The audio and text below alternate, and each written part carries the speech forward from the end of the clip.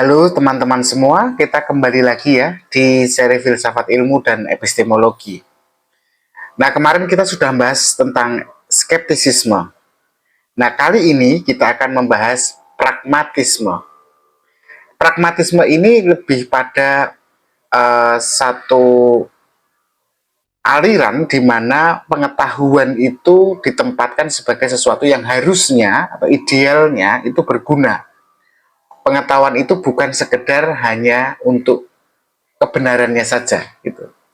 Jadi ilmu itu kalau bagi kaum pragmatis itu bukan soal bagaimana kita menemukan kebenaran, tetapi bagaimana kemudian ilmu itu harus berguna bagi kehidupan manusia.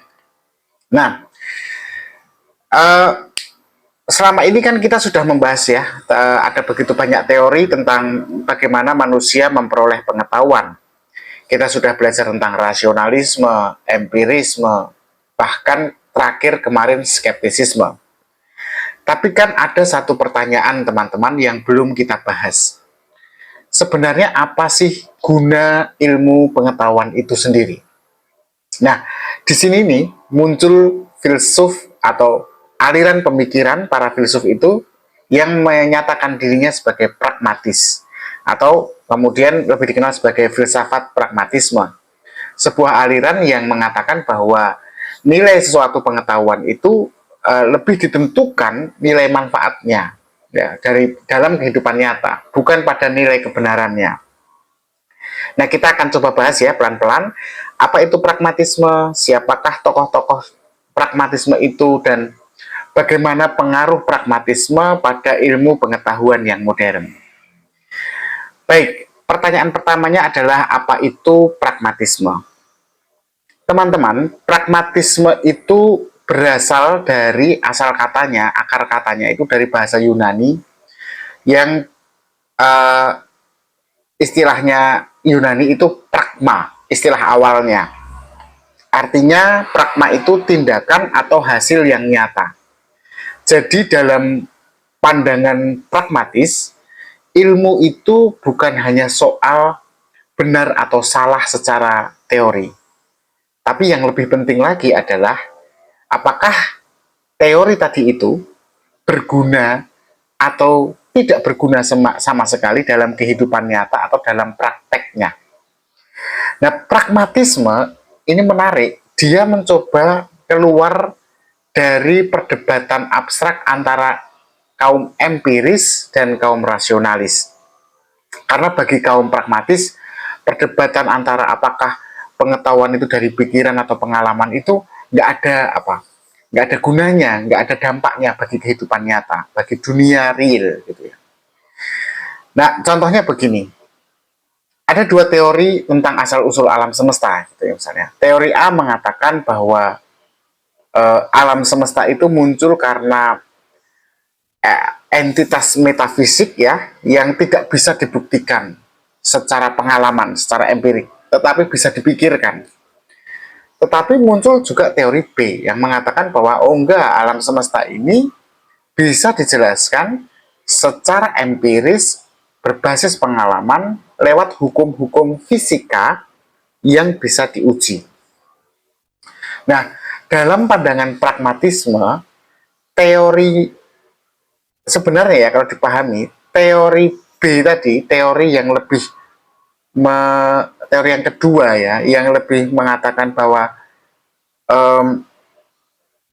alam semesta itu bisa dijelaskan lewat hukum fisika, itu jauh lebih berharga karena ada konsekuensi praktisnya. Bisa digunakan dalam penelitian, dalam teknologi, dan bisa digunakan untuk memprediksi secara ilmiah.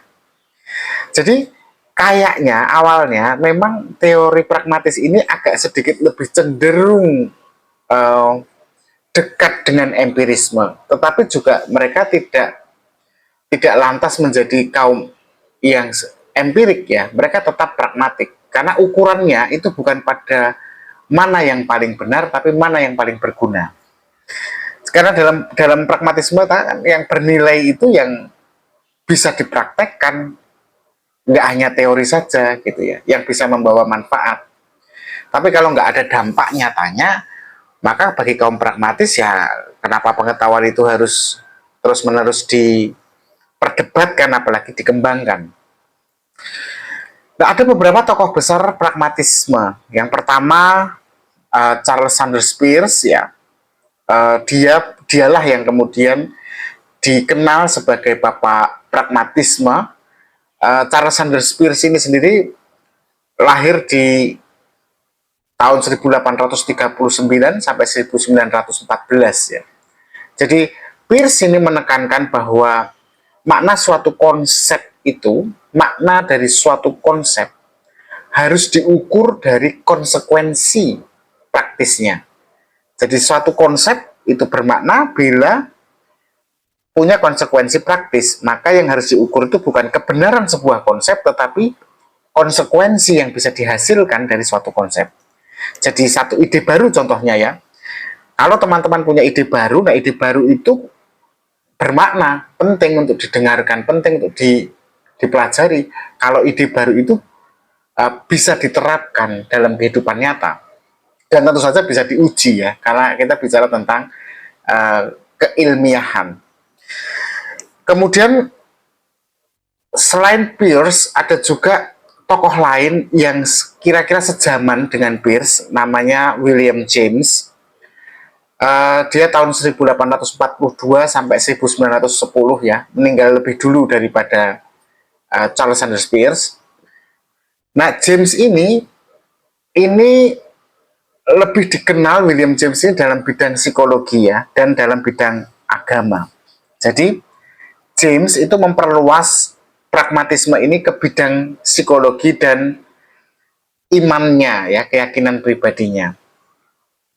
James percaya bahwa kepercayaan ataupun teori itu benar atau sah ya. Dia tidak mengatakan benar tetapi sah, boleh-boleh saja selama kepercayaan atau teori itu memberi manfaat bagi manusia atau bagi individu yang percaya dengan atau yang beriman atau yang memegang teori itu. Misalnya, menarik nih, dia mengatakan bahwa keyakinan kepada Tuhan itu bisa dianggap benar jika keyakinan itu membantu seseorang hidup lebih baik lagi. Jadi bukan apakah Tuhan itu ada atau tidak, tetapi kalau dia yakin Tuhan itu ada dan itu bermanfaat bagi dia, bagi keyakinan itu benar. Sebaliknya, kalau dia meyakini bahwa Tuhan itu tidak ada dan itu membantunya dalam hidup, ya itu benar bagi dia. Lalu yang ketiga adalah tokoh lainnya adalah John Dewey ya. Ini jauh lebih muda daripada William James dan Charles Sanders Peirce ya. John Dewey ini tahunnya sekitar 1859 sampai 1950-an meninggal ya, 52 kalau nggak salah. Nah, Dewey ini melihat ilmu itu sebagai alat ya untuk memecahkan persoalan-persoalan sosial atau masalah-masalah sosial. Maka dia lantas menekankan bahwa ilmu itu beredar di mana, teman-teman? Tentu saja di bidang pendidikan kan, karena di dalam pendidikan itu, ranah pendidikan itu, ilmu itu kan menjadi nyawanya, menjadi yang utama. Nah, maka dia mengatakan bahwa pendidikan itu sendiri harus bersifat praktis. Praktis dalam konteks bahwa pada masa itu pendidikan itu hanya sifatnya hafalan teoritik. Maka dia mengatakan, oh nggak cukup itu kalau hanya hafalan. Bukan hanya nggak cukup, itu salah itu bahkan. Yang benar harus pendidikan membantu warganya untuk mempraktekkan ilmunya atau mencari ilmu pengetahuan yang praksis. Sampai sekarang pemahaman Dewey ini masih dipakai ya dalam sistem pendidikan modern, termasuk pendidikan kita kemarin, kurikulum Merdeka, basisnya konstruktivisme, sangat dipengaruhi oleh John Dewey. Nah, pragmatisme sendiri itu juga berkembang dalam bidang ilmu pengetahuan atau sains. Jadi ada beberapa prinsip dalam sains yang dipengaruhi oleh aliran pragmatisme. Misalnya begini, dalam sains kita tahu teori harus bisa diuji. Itu salah satu prinsip yang harus dipegang oleh para ilmuwan kan. Hipotesis itu harus bisa diuji dengan eksperimen.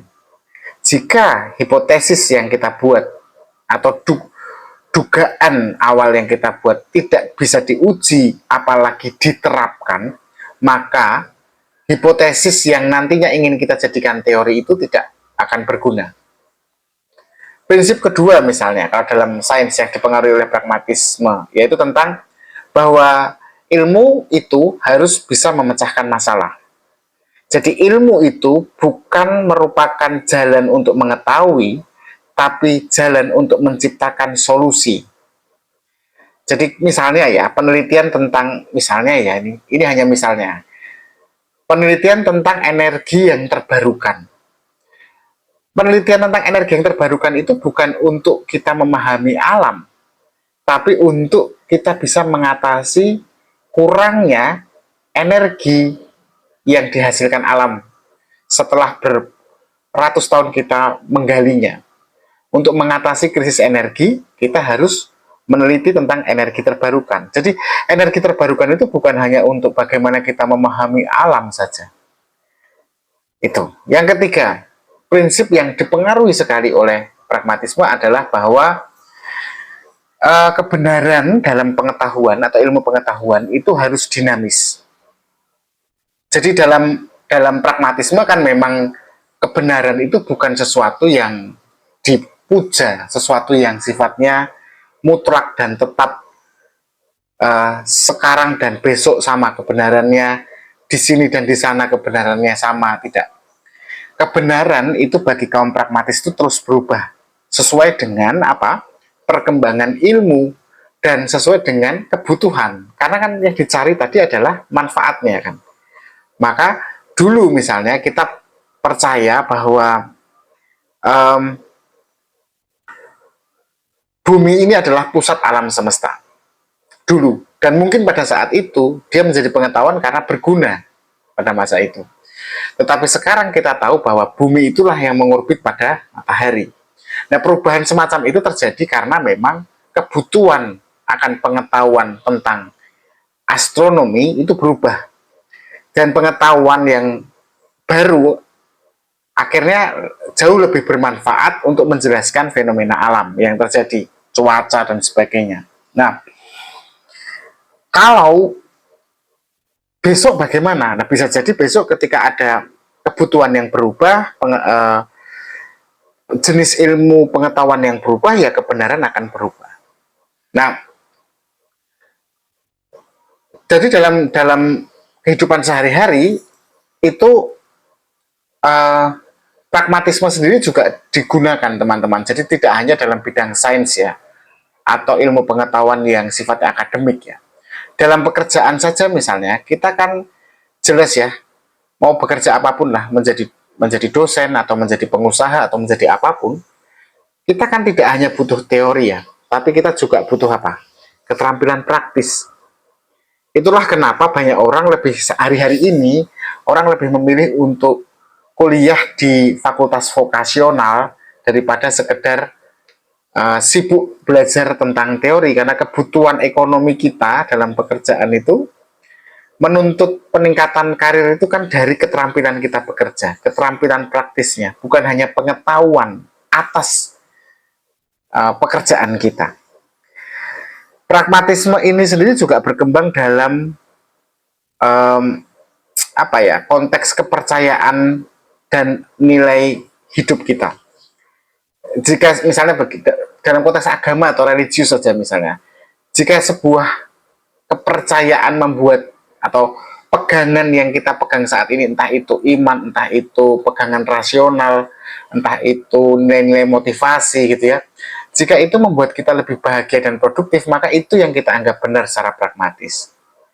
Atau dalam bidang etika gitu misalnya, etika apa yang kita anggap benar? Ya etika yang menguntungkan kita maupun bermanfaat untuk hidup kita maupun orang lain.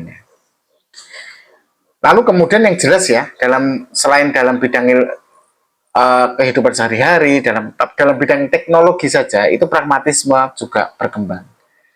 Karena ilmuwan atau insinyur yang mengembangkan katakanlah smartphone, teknologi, AI dan sebagainya itu kan bukan hanya sesuatu itu sebagai benar, tetapi karena sesuatu itu memang berguna untuk masyarakat.